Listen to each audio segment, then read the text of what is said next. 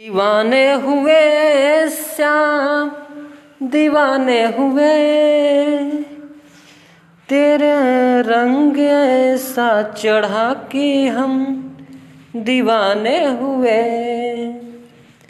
दीवाने हुए हम दीवाने हुए, श्याम दीवाने हुए। डेवलपमेंट यानी विकास। डेवलपमेंट क्या है यानी विकास क्या है, इन सभी के बारे में आज के सेशन में हम चर्चा करते हैं, क्योंकि यहाँ से सीटेट एग्जामिनेशन में मोस्टली इम्पॉर्टेंट क्वेश्चन बनते हैं। तो चलते हैं, स्टार्ट करते हैं अपने इस सेशन में। नए जोश, नए उत्साह, नए उमंग के साथ आया है आज के इस सेशन में विकास। तो डेवलपमेंट, विकास। विकास क्या है? तो विकास मानसिक, सामाजिक, संवेगात्मक और बौद्धिक पक्ष जो परिपक्वता आती है उसे हम विकास कहते हैं। यानी विकास मानसिक, सामाजिक, संवेगात्मक और बौद्धिक पक्ष में जब विकास या परिपक्वता आती है तो उसे हम विकास कहते हैं।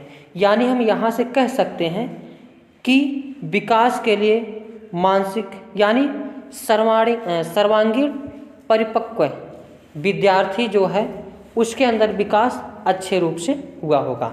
यानी किसी बच्चे का विकास मानसिक रूप से सही है, मेंटली सही है, सामाजिक रूप से सही है, सोशली सही है, यानी वह सभी से मिलता जुलता है, कोई दिक्कत नहीं है, और संवेगात्मक यानी क्रोध, गुस्सा, ये सभी सही है। एक प्रश्न यहाँ से पूछे जाते हैं कि एक बच्चा सही समय पर और सही रूप में गुस्सा करता है तो वह उसका ये कौन सा विकास है, मतलब किस पक्ष है, वृद्धि है या विकास है? तो क्या हो जाएगा? विकास है। यानी सही समय पर, सही मात्रा में, सही रूप में संवेग का प्रदर्शन करना विकास का अच्छा रूप है। तो विकास में कौन कौन से चरण आते हैं, यानी कितने रूप में विकास होता है? तो 4 रूप में। किसी भी बच्चे के अंदर मानसिक विकास, सामाजिक विकास, संवेगात्मक विकास और बौद्धिक विकास होता है। विकास का स्वरूप कैसा होता है?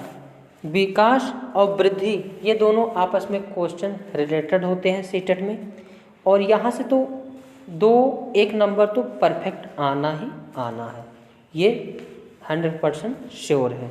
तो आज का सेशन इम्पॉर्टेंट रहने वाला है, तो देखते हैं। विकास का स्वरूप आंतरिक एवं बाह्य दोनों होता है। आंतरिक और बाह्य इसलिए दोनों होता है क्योंकि विकास के लिए शारीरिक विकास, जैसे यहाँ पे वृद्धि हो रही, बच्चे पहला छोटा था उससे बड़ा, उससे बड़ा, उससे बड़ा, उससे बड़ा, उससे बड़ा, यानी तो वृद्धि मतलब शारीरिक विकास दिख रहा है। अब इसके अंदर यह सामाजिक व्यक्ति भी होगा, सोशली समाज से बढ़िया से इंटरेक्ट करता होगा, सभी से मिलता जुलता होगा, राम जुहारी करता होगा, तो ये सभी यानी क्या है? मेंटली विकास यानी सोशल विकास ठीक ठाक है। और यह बच्चा सही रूप से पढ़ता लिखता आगे बढ़ता है, सीटेट की तैयारी करता है, एग्ज़ाम की तैयारी करता है, सीटेट पास करता है और शादी विवाह करता है, सही समय पे सारा काम करता है, इसलिए वह इसका विकास, मेंटली विकास भी ठीक है, सामाजिक विकास भी ठीक है। और बच्चा किसी से गुस्सा होता है, कोई इस पर गुस्सा होता है, कोई गाली देता है, कुछ भी करता है, तो वह सही समय पर जो है क्रोधित होता है, प्यार दिखाता है, मिलता है, जुलता है, लड़ाई करता है, यानी उसका संवेगात्मक विकास भी ठीक है। इसलिए विकास का स्वरूप आंतरिक एवं बाह्य दोनों होता है, क्योंकि मानसिक विकास को आप देख नहीं सकते हो, शारीरिक विकास को देख सकते हो और सामाजिक विकास को आप देख सकते हो, वैसे नहीं नाप जोख नहीं कर सकते हो।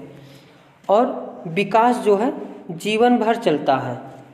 जीवन मतलब बच्चा जन्म लेता है और जब तक मर नहीं जाता है तब तक विकास होता रहता है, जीवन पर्यंत विकास चलता रहता है। और विकास में निश्चित क्रम होता है, ये नहीं कि एक हाथ बढ़ गया, एक उंगली इतनी बड़ी हो गई, एक उंगली इतनी बड़ी हो गई, एक उंगली इतनी बड़ी हो गई, एक उंगली इतनी बड़ी हो गई, किसी का कान इतना बड़ा हो गया, किसी का कान एक कान छोटा हो गया, कोई पैर इतना बड़ा हो गया, कोई पैर इतना, तो ऐसा नहीं होता है। विकास क्या होता है, चौमुखी होता है और एक क्रम में होता है। अगला पॉइंट देखते हैं, विकास का निश्चित क्रम होता है और जीवन भर चलता है। विकास का हम सीधे सीधे मापन नहीं कर सकते हैं। कैसे सीधे सीधे मापन करोगे, बहुत करोगे, शारीरिक मापन कर सकते हो। अगर शरीर का मापन करते हो तो वृद्धि कहलाएगा। क्या कहलाएगा, वृद्धि। जबकि विकास में क्या क्या आते हैं, सामाजिक, संवेगात्मक, शारीरिक, मानसिक सभी आते हैं, इसलिए जो है इसका विकास का मापन नहीं कर सकते हैं। और एक पॉइंट यहाँ पे, विकास जो है वृद्धि का पापा होता है, यानी विकास के अंतर्गत वृद्धि आएगी, लेकिन विकास वृद्धि के अंतर्गत नहीं आएगा। और पॉइंट देखते हैं, विकास परिमाणात्मक और गुणात्मक दोनों होता है। यानी विकास का परिमाणात्मक यानी देख भी सकते हो, वजन भी कर सकते हो, और गुणात्मक यानी परिमाणात्मक और गुणात्मक विकास दोनों होता है। वृद्धि केवल कैसी होती है, तो परिमाणात्मक होती है।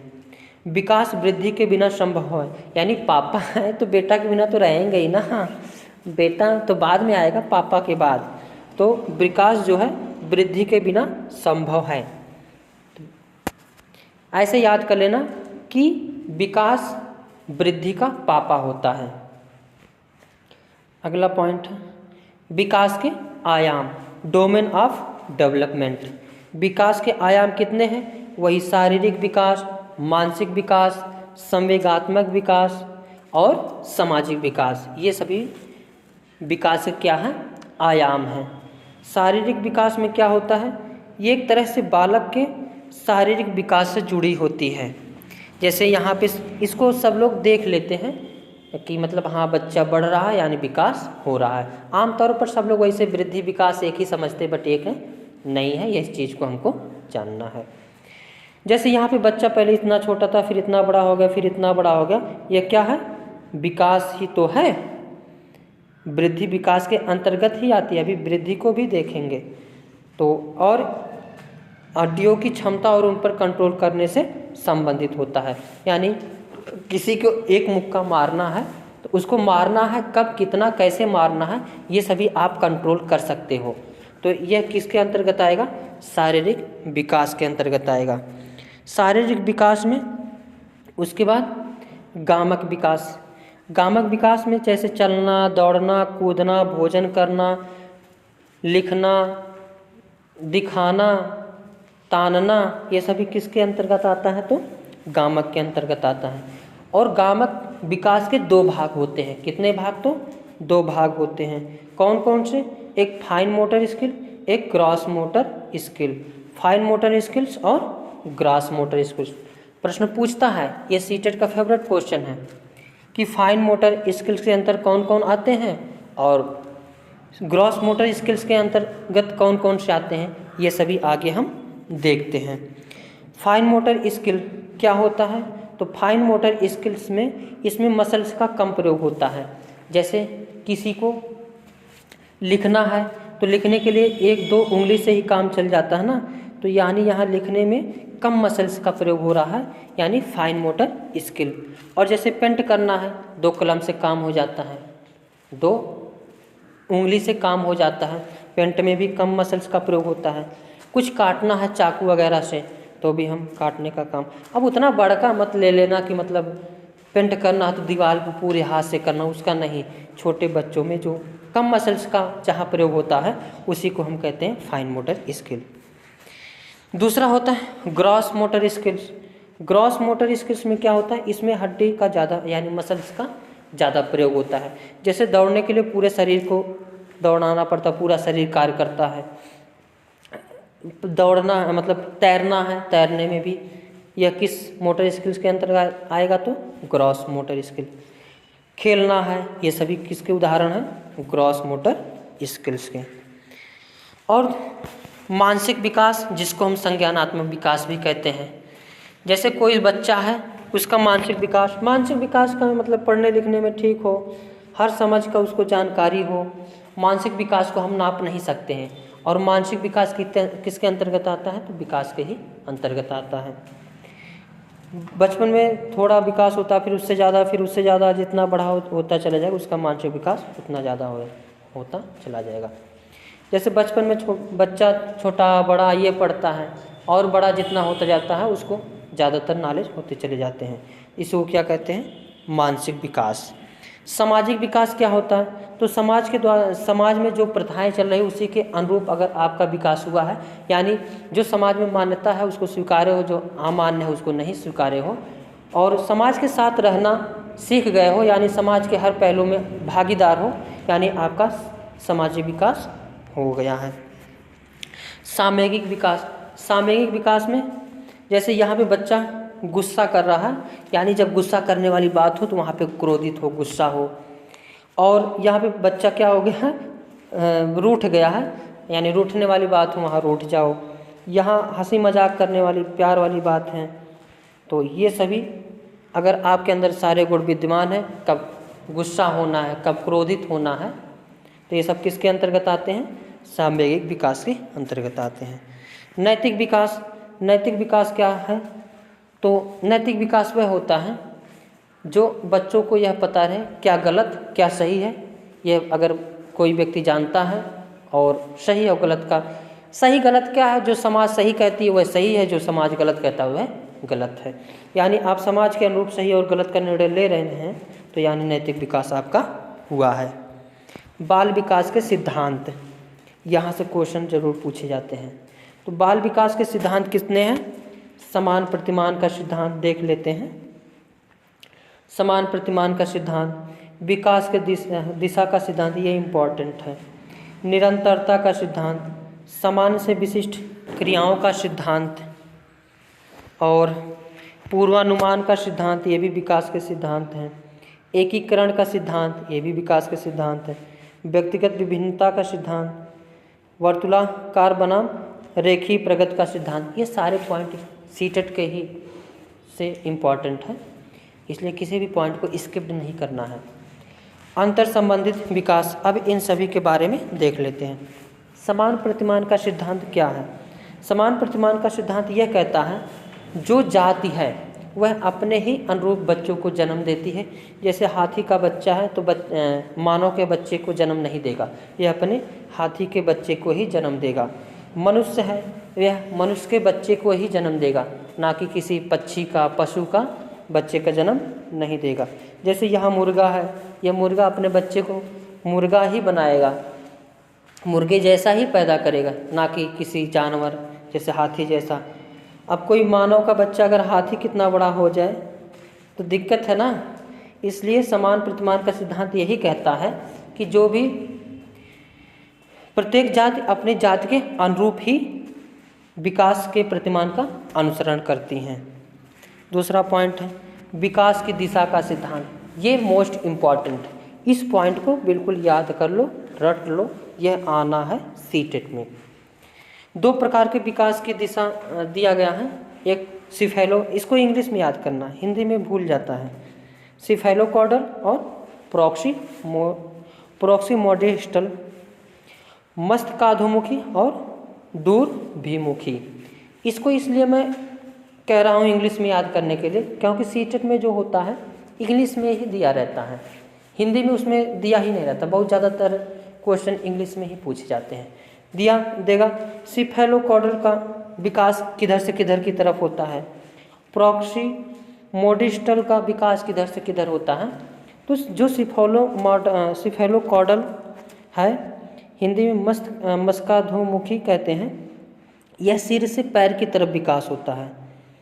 सिफेलोकॉर्डल विकास में सिर से पैर की तरफ विकास होता है बच्चे का।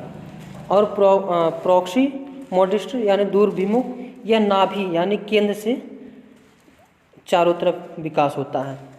यानी जो दूरभिमुख है इसमें नाभि यानी केंद्र से विकास चारों तरफ होता है। जबकि सिफेलोकॉर्डल में या मस्तिष्काधोमुखी में। अगला देखते हैं सामान्य से विशिष्ट क्रियाओं का विकास। इसमें क्या होता है, पहले जैसे बच्चा पहले चम्मच को पकड़ेगा, उसके बाद कलछुल को पकड़ेगा, यानी छोटी वस्तुओं को पहले पकड़ना स्टार्ट करेगा, उसके बाद बड़ी वस्तुओं को पकड़ेगा। तो जैसे यहाँ पे विकास, पहले बच्चा डायरेक्ट चलने दौड़ने नहीं लगेगा, पहले सोएगा, सोते हुए थोड़ा सा फिर उठेगा, फिर उससे ज़्यादा उठेगा, फिर बकैया चलेगा, उसके बाद और थोड़ा खड़ा होने का प्रयास करेगा, फिर उसके बाद जो है चलेगा बच्चा। यानी सामान्य से विशिष्ट की ओर बच्चे का विकास होता है।